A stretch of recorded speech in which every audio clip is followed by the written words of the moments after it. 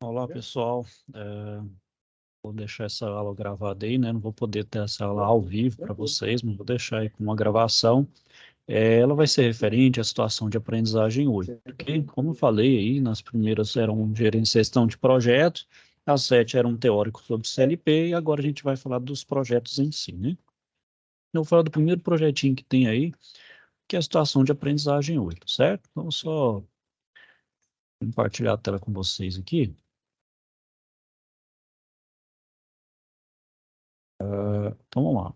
A situação de aprendizagem é essa, né? Chama desenvolvimento então, de um projeto de controle e monitoramento do processo de mistura de tintas em uma indústria química. A indústria química Quimicando Limitada possui então um misturador que é usado para fazer cores personalizadas de tinta. Este misturador ele é alimentado com a matéria-prima através de duas tubulações no topo do tanque de mistura. Duas bombas realizam o transporte da matéria-prima por essas tubulações. Cada tubulação fornece, então, um ingrediente diferente. Na parte de baixo deste mesmo tanque de mistura está conectada uma tubulação que transporta a tinta misturada. Para que a tinta, então, seja misturada, é necessário abrir uma válvula de drenagem para abertura de tubulação inferior e acionar uma bomba de drenagem para transportar a tinta misturada. Nessa aplicação, você vai simular o controle da operação de preenchimento, monitoramento do nível do tanque e simular o controle do misturador e o período de aquecimento. Para desenvolver esse projeto, você poderá basear os conceitos aplicados no livro de estudo, né? E as informações indicadas assim devem ser organizadas de maneira a facilitar o desenvolvimento das atividades, onde sua primeira atividade será realizar uma lista de tags para os endereços absolutos do CLP indicados na ilustração do processo. Lembro que os endereços absolutos são as indicações da entrada ou saída do CLP, no qual está sendo ligados os componentes, sensores, fim de curso, etc. Para o desenvolvimento desse projeto, você precisa realizar a lista de simbólicos, tags do projeto, conforme estudado em seu livro. Esta será, então, sua primeira entrega no AVA. Após a primeira etapa, você terá que desenvolver a tabela verdade dos passos a ser executados por este equipamento. Este conteúdo você também pode se basear nos exemplos indicados no seu livro de estudo. Para facilitar o entendimento da situação de aprendizagem, vai ter em anexo aí uma ilustração do processo de mistura de tinta citado nessa atividade. Então, o primeiro passo é ligar o sistema, né, através do botão Start 1 e desligar através do botão Stop 1 com botões pulsantes.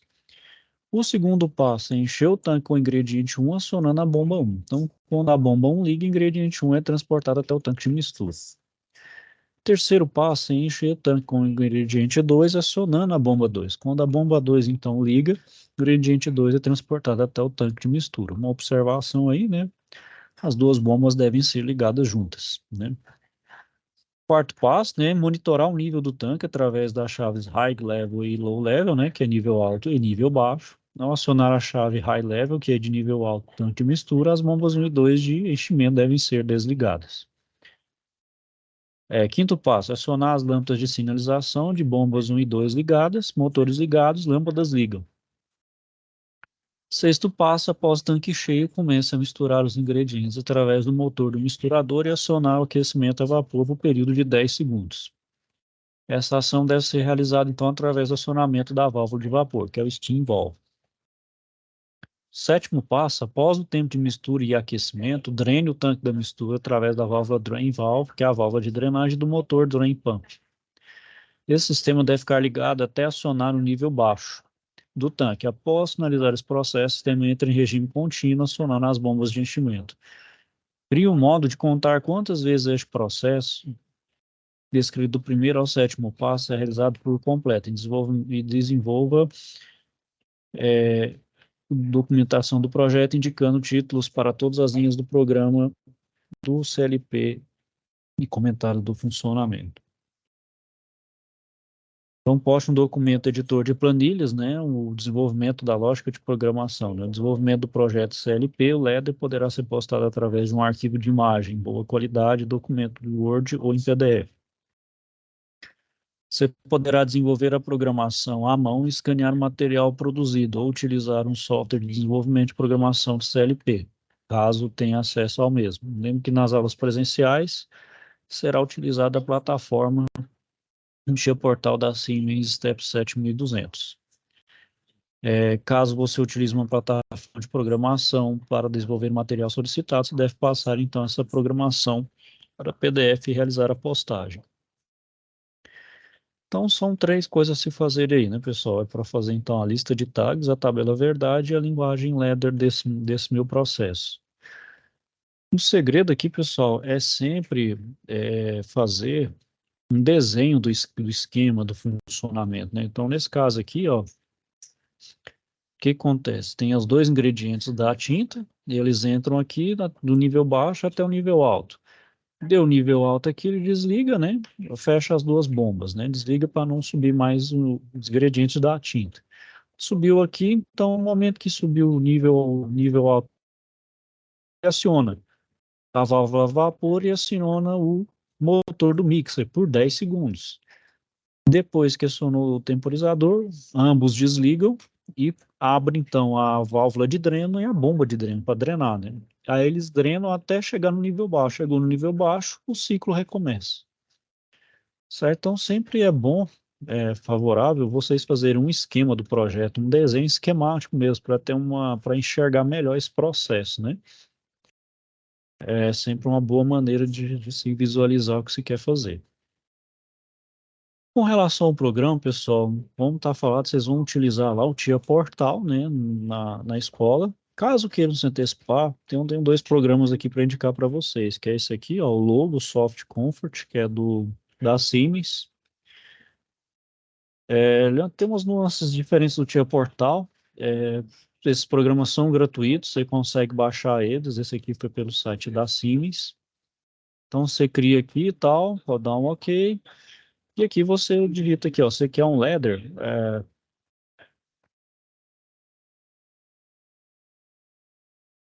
deixa eu ver.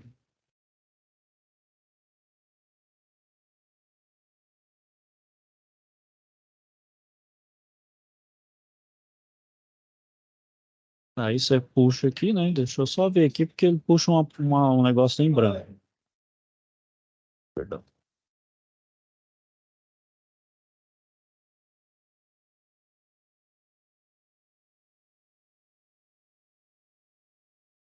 Aqui, ó, ladder, você vem aqui, ó, diagrama em ladder, e vai puxando aqui, né?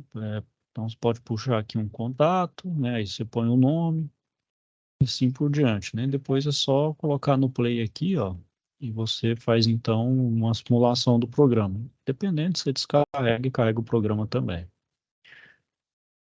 O outro que tem aqui, pessoal, é o Master Tool, que é da Altus. Ele é baseado no Codesys, né? Eu tenho aqui, isso, eu tenho aberto. Tá aqui, ó, esse aqui, ó, Master Tool ISE, só digitar lá Master Tool, ó. Vamos ver aqui, ó, Master Tool Software. Você vem aqui, ó, disponível para downloads, a versão é a 3.51, ó. Isso daqui você já faz o download, certo?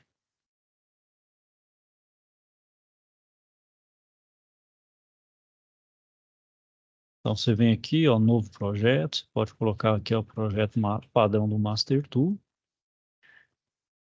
Seleciona aqui o seu drive, né? Colocar, por exemplo, esse aqui, ó, linguagem ladder, próximo, concluir. Pronto.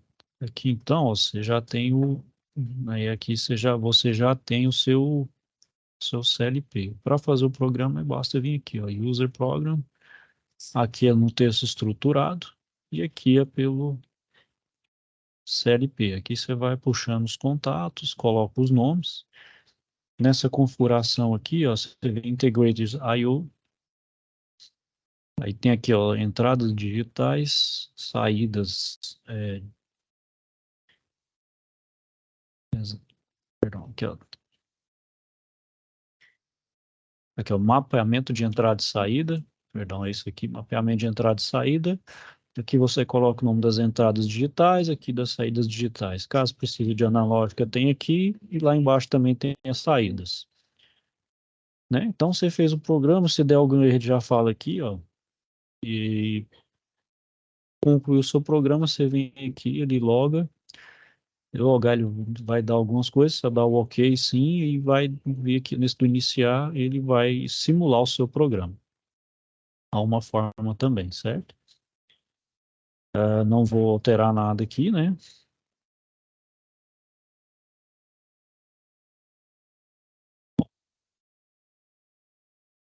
Então, voltando aqui, deixa eu só, eu vou falar aqui do. A gente viu aí que esse exemplo da situação de aprendizagem, ele é do tipo contínuo, né? E aí, para fazer, por exemplo, fazer uma lógica no Ladder, uma programação em CLP, eu tenho que saber qual é o tipo de controle que eu estou lidando. É um tipo discreto ou de processo? É manual automático ou ele é contínuo ou descontínuo, né? Então, o controle manual, né, ele vai ser realizado por uma pessoa, participando do processo, avaliando as grandezas físicas envolvidas, baseado em seu conhecimento, operando de maneira manual algum dispositivo de acionamento ou controle, né? Por exemplo, ele pode operar uma válvula, ele fazendo a leitura fazendo a leitura de um manômetro, né, ou de um termômetro. Ele vê qual que é a temperatura que ele tem que ajustar, ou uma vazão ou uma pressão e vai ajustando a válvula manualmente. O automático, né, ele vai substituir essa força humana, né, vai fazer tudo de forma automática. E são os famosos controladores, né, controle automático. Ele pode ser por realimentação, né, então por realimentação ele vê o sinal de saída, né, ele vai dar o sinal de saída e vai comparar com aquilo que eu programei, né, o chamado set point. Que ele vai ter um erro, né? Ao comparar esse erro, então ele vai fazer os ajustes para colocar então o mais próximo possível daquilo que foi determinado, né? Então ele vai fazendo isso até eu conseguir atingir o chamado set point, né? Então o controle de processos, né, pessoal, vai estar associado então a processos contínuos, como na indústria química, petroquímica, entre outros, né? Indústria petroquímica, o que a gente sabe, né? A gente tem os insumos na ponta, né? No início do meu processo e vai terminar com um produto acabado, né? Só que é sempre de forma contínua, né? O controle discreto, também conhecido pelo processo industrial a ser controlado, ele é destinado a processos em linha de produção, ditos sequenciais ou em lotes, né? Então, por exemplo, vou fazer um lote de um determinado aparelho, então ele vai ter um início e um fim, né? Vamos por assim dizer, né? E se eu quiser um outro lote, então finaliza aquele lote anterior e começa um novo, né? Então vai ser discreto, vamos por assim dizer. E as principais lógicas de controle discreto vai estar associado então às operações binárias, né? Que é o ligar, desligar, as mais básicas, por assim dizer, né? E são as operações então mais utilizadas nos controladores lógicos programáveis, né?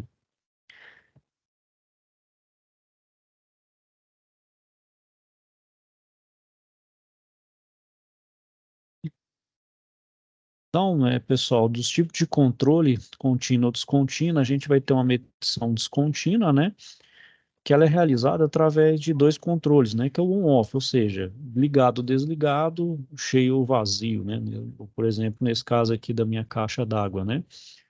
Então, por exemplo, a minha chave de nível baixo, ela, no momento que ela é acionada, então ela manda um sinal para a minha válvula aqui de entrada, que vai acionar essa válvula e vai, então, abrir a vazão de água, né, até encher o meu tanque. Encher o meu tanque no nível alto, a chave de nível alto então, manda um sinal para a minha válvula que fecha ela. Então, indicou que o meu tanque está cheio. Né? Então, aqui, ó, só mostra dois estados, né? Por isso que chamam de medição descontínua. Ele só mostra o seu início e o seu final. Né? Então, ele só mostra se está totalmente vazio ou totalmente cheio, né? Para fazer uma medição mais precisa, por exemplo, desse tanque, eu posso colocar então fazer uma medição contínua. Eu utilizo então uma chamada régua potenciométrica, porque aí ela vai ter então como se fosse várias chaves, né, dentro dessa régua potenciométrica, né, modo de dizer, mas ele vai usar o sinal, né, que ele vai traduzir, ó, 10% vai mostrar então, né, por exemplo, uma voltagem tal, ele vai mostrar que tem 10%. Na máxima da sua voltagem, ele vai mostrar então que meu tanque está no seu mais cheio possível, né? Então, é uma forma de você conseguir medir o volume do meu tanque, né, de uma forma mais precisa. Então, no meu ladder, pessoal, a gente tem as operações lógicas binárias, que são os contatos normalmente abertos e os fechados, e eles vão seguir o mesmo princípio de funcionamento de um contato de um relé auxiliar. O CLP veio justamente para isso, né, substituir a lógica de relés, né. Então, aí a gente tem o quê? Aí tem um símbolo ladder normalmente aberto, normalmente fechado, do NOT, né, que é a negação, né, o P, que é o contato de flanco positivo, o N, que é o de flanco negativo, e os símbolos de saída da bobina simples, da lógica 7 e da reset da bobina, né? Todos eles aí, né, são regidos pela norma EAC 61131.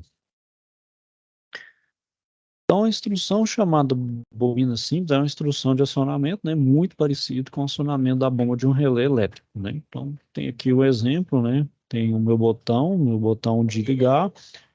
Ele vai ter uma memória que justamente é um contato selo, né? E ao energizar, ele vai ligar então aqui a minha lâmpada e ligar a minha válvula, né? Nesse exemplo aqui, né? Nesse hoje exemplo aqui, né? Por exemplo, ele vai usar como um controlador, né?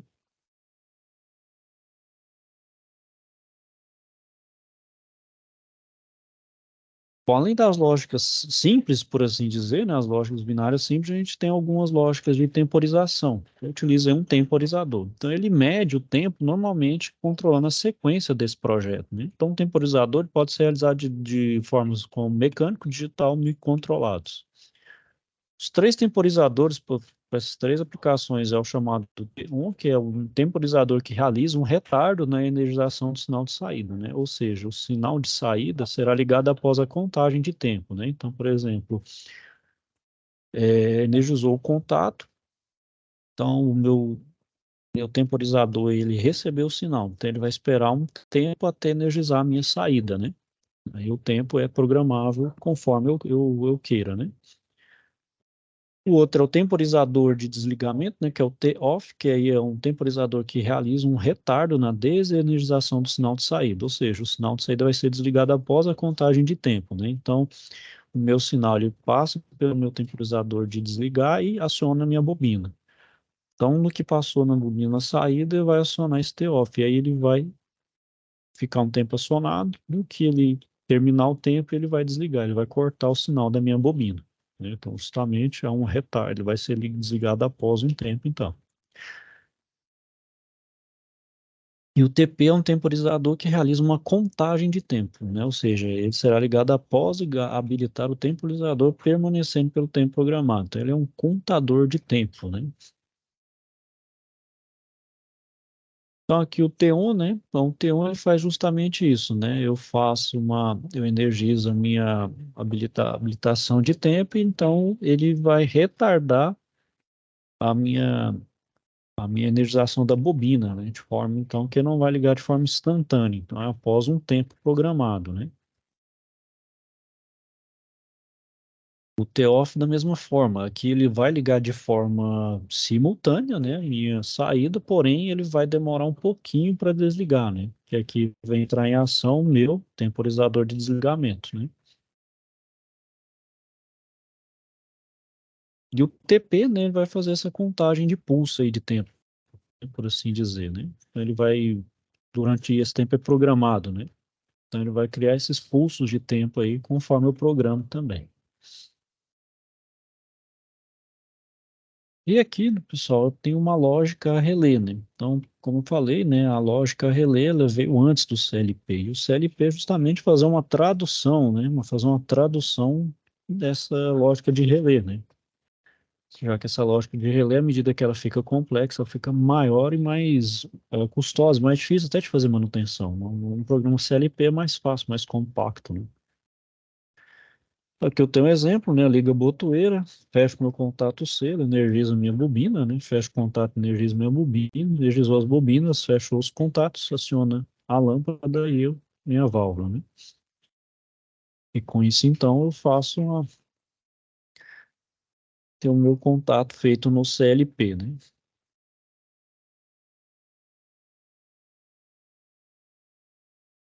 E aqui eu tenho uma lógica com o monobotão pulso utilizando o flanco positivo. Então, aqui se utilizou, vou mostrar depois aí, um contato de flanco positivo. O que acontece? Quando eu acionar a minha botoeira, ele vai habilitar durante uma única varredura sinal positivo na saída do contato. Então, ele só detecta a subida, ele não detecta o meu sinal como um todo. Então, o flanco positivo, ele só detecta aquela borda, por isso que, né, também o chama, tem um nome de detecção de borda de subida, o flanco positivo, e o flanco negativo, detectação de borda de tecido. Então, ele só pega trechos específicos do meu sinal, eu não pego o sinal todo, né?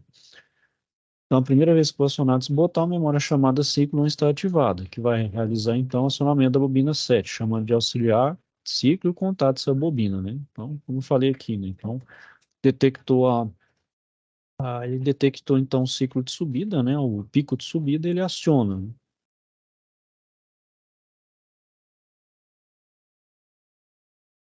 Aqui eu tenho uma lógica do intertravamento, né? É muito parecido com quem já viu aí da ligação estrela-triângulo, né? E, por exemplo, para dois estados, por exemplo, eu tenho S1 e K1 aqui, né? Então, eu energizo K1 e H1. Se, e aqui o S2 também, o K2 vai estar ligado para energizar ambos os lados. Então, meu S2 tem que estar fechado aqui e o meu S1 desse lado, né? Então, por exemplo, se o meu S2 aqui, o meu S2, se o meu S1 aciona, ele vai desacionar aqui, né?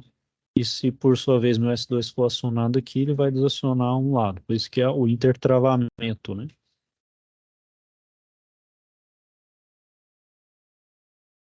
Voltando aqui, né? Por exemplo, isso aqui ocorre muito para contato de sobrecarga, né? Então, caso esse motor entre em sobrecarga, ele vai enviar um sinal ao CLP habilitando então, essa entrada e, por consequência, abrindo o contato normalmente fechado utilizado. E pessoal, então é isso aí. Aqui tem mais alguns exercícios de passagem para vocês fazerem para memorizar mesmo, né? Não é pontuado, é só para vocês terem uma revisãozinha prévia aí, né?